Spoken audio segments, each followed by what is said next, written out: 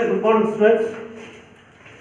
Today I am going to teach you sentence, the first chapter of your English language.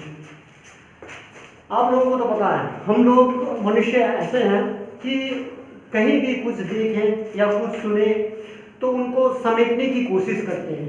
कितने लोग ऐसे होते हैं जो उसको अपने कैमरे में कैद कर लेते हैं, और कितने लोग ऐसे होते हैं कि अपने दिनचर्या को यानी कि अपने डेली रूटीन को एक कॉपी में या तो एक डायरी में समेट कर रखना चाहते हैं। उसके लिए बहुत ज़रूरी ये है कि आप लोगों को लिखना, यानी लिखेंगे कैसे, उसको समेटेंगे कैसे। तो उसके लिए हम लोगों को इस चैप्टर को जानना बहुत ज़रूरी है, जो सेंटेंस कहलाता है। अगर छोटे छोटे सेंटेंस को ही हम अगर इसको समेट करके प्रॉपर्ली अरेंज करेंगे तो वो एक ऐसे बन सकता है, एक पैराग्राफ बन सकता है या एक आर्टिकल बन सकता है। लेकिन सबसे पहले हम आर्टिकल्स, ऐसे, पैराग्राफ लिखने से पहले ये जानना बहुत ज़रूरी है कि सेंटेंस होता क्या है और उसको हम कैसे बनाएंगे। तो इसी पे आज हम लोग डिस्कस करने जा रहे हैं। So be concentrate over here and try to understand it. Now let's see sentence.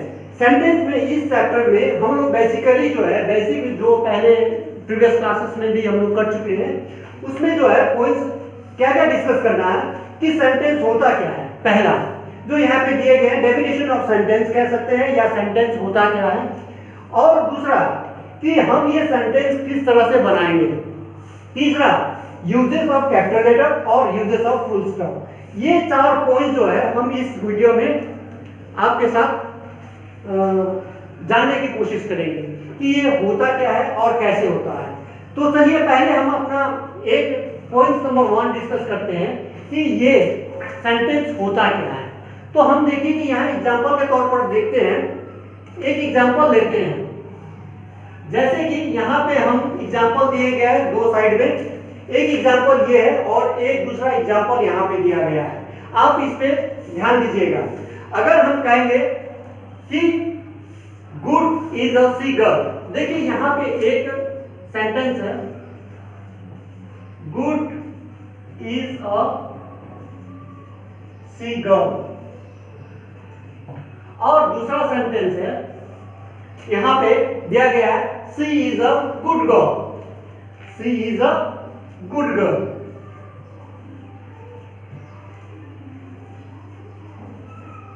Good girl. तो बच्चों ये बताइए कि इस 2 सेंटेंस में सेंटेंस कौन सा सही है।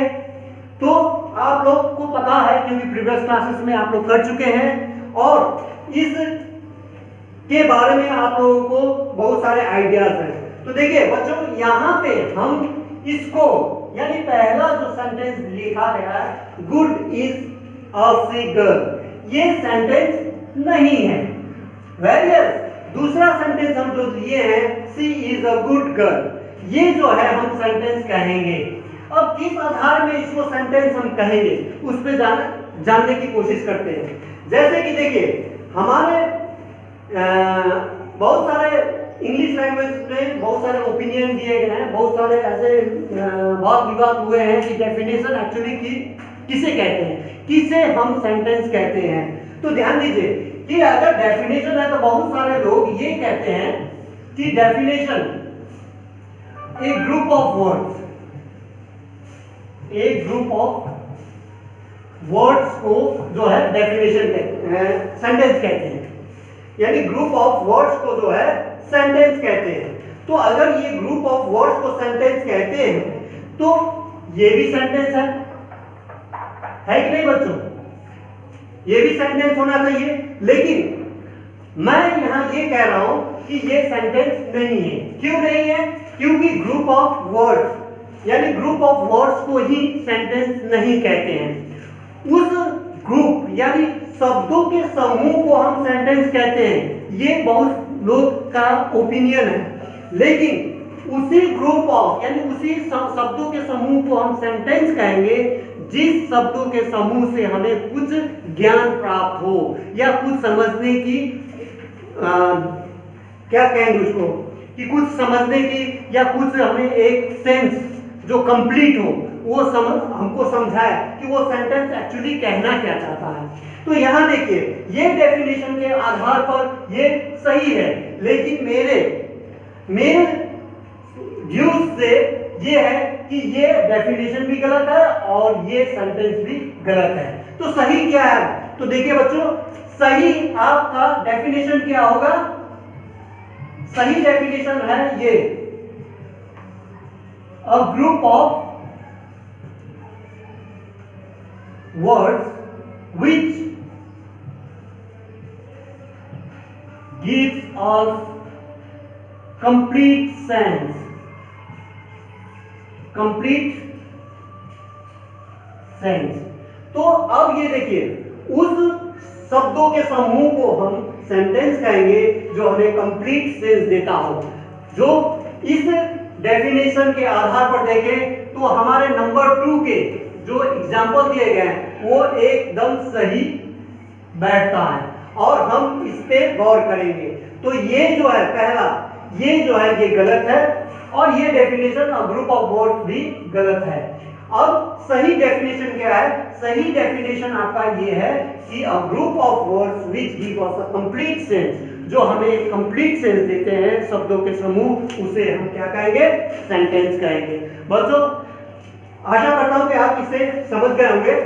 अब देखिए इसके बाद आप तो ये समझ गए कि group of words which give us a complete sense, उसे हम क्या कहते हैं? सेंटेंस कहते हैं। लेकिन ध्यान दीजिए, अब ये सेंटेंस तो समझ में आ गया, आपको डेफिनेशन भी समझ में आ गया, ये सेंटेंस किसे कहते हैं, किस तरह के शब्दों को, समूह को हम सेंटेंस कहते हैं। लेकिन सवाल यहाँ एक और खड़ा होता है कि आप जो हम यहाँ पे दिए गए हैं नंबर 2 पॉइंट दिए गए, how will you make sentence. अब ये हाउ यू मेक सेंटेंस दिए गए हैं, ये सेंटेंस को जानने के लिए कैसे बनाएंगे सेंटेंस। तो बच्चों आप लोग घबराने की बात कोई है नहीं, बस ये सिंपल सी है और अगर इसको आप अच्छी तरह से समझ लें तो इसमें कोई प्रॉब्लम नहीं होने वाला। देखिए कि हम सेंटेंस को किस तरह से बनाएंगे। सेंटेंस बनाने के लिए हमें फॉर्मेशन की जरूरत होती है जो इंग्लिश लैंग्वेज में दिया गया है। अब वो फॉर्मेशन है क्या, उसके ऊपर गौर करते हैं। पहला,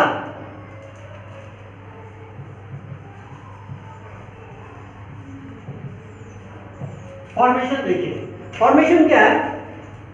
हमें फॉर्मेशन दिया गया subject plus verb plus object, यानी कि यहां देखिए S plus V plus O. इसका मतलब है S for subject, V for verb और ओ फॉर ऑब्जेक्ट। अब देखिए ये सब्जेक्ट, वर्ब और ऑब्जेक्ट क्या होता है दोस्तों? अब यहां देखिए, यहां सब्जेक्ट, वर्ब और ऑब्जेक्ट से मतलब है सब्जेक्ट उसको कहते हैं जिसके विषय में कुछ कहा जा रहा हो। अब देखिए कि यहां सब्जेक्ट, हम यहां देखेंगे ये sentence she is a good girl, हम यहां दिए हुए हैं। इस सब्जेक्ट में देखिए हम किसके बारे में कह रहे हैं? सी, यानी ये उसके बारे में कह रहे हैं जिसके जो बच्ची जो है वो क्या अच्छी है। तो यहाँ ये सी जो हुआ वो आपका सब्जेक्ट है। क्यों? क्योंकि इसके बारे में हम कुछ कह रहे हैं, क्या कि वो जो है अच्छी है। अब दूसरी बात है वर्ब। वर्ब जो है हम यहाँ देखें इज जो है हम वर्ब मानते हैं, लेकिन इज जो है मेन वर्ब नहीं कहलाता। इज को हम क्या कहेंगे? Helping verb. क्या कहेंगे? Helping verb. ये हेल्पिंग वर्ब कहलाता है। और यहां पे वर्ब का काम, मेन वर्ब का काम कर रहा है इज। और यहां देखिए गर्ल, गर्ल जो है ऑब्जेक्ट है। यहां क्या है? गर्ल जो है क्या है? ऑब्जेक्ट है। समझ गए ना? तो ये सब्जेक्ट, हेल्पिंग वर्ब या वर्ब प्लस ऑब्जेक्ट। तो इस तरह से आप किसी भी सेंटेंस को बना सकते हैं with the help of this formation, that is subject, verb plus object. ना ये शायद आपको अच्छी तरह से समझ में आ गया होगा। अब देखिए कि इसमें से कुछ बातें और भी याद रखनी है, और वो बातें क्या याद रखनी है कि कभी भी आप अगर सेंटेंस बनाइए तो ध्यान में दीजिएगा क्या कि कुछ पॉइंट्स याद करना है। तो हम कहेंगे यहाँ सम पॉइंट्स मस्ट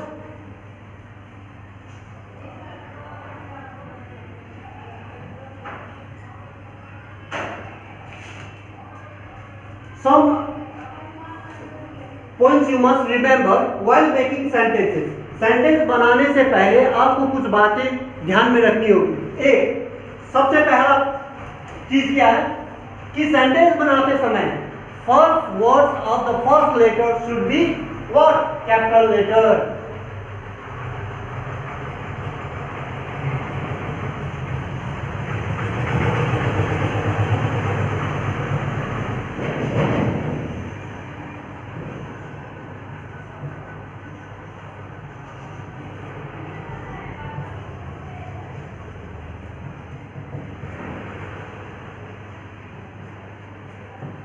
क्या होना चाहिए?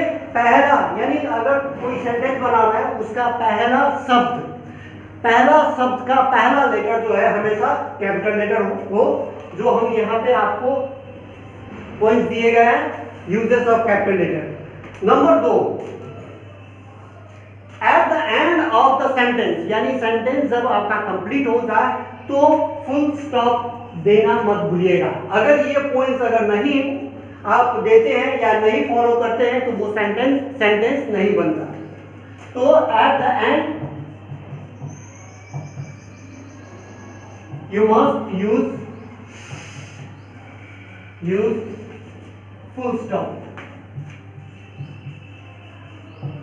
And number 3 points is that what? You must arrange a sentence properly. Arrange